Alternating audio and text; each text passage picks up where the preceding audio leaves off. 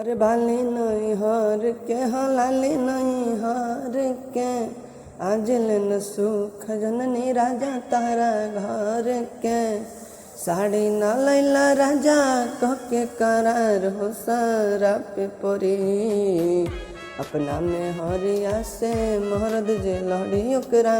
पापे परी अपना में हरिया से महरद जे लड़ी ओकरा पापे परी उड़ता रहा बणी उड़ता रहे पिया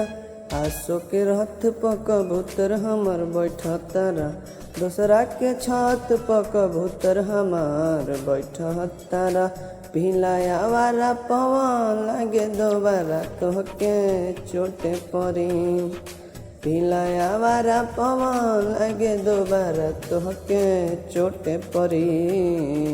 अपना में हरिया से महरद जे लहड़ी ओकरा पापे परी।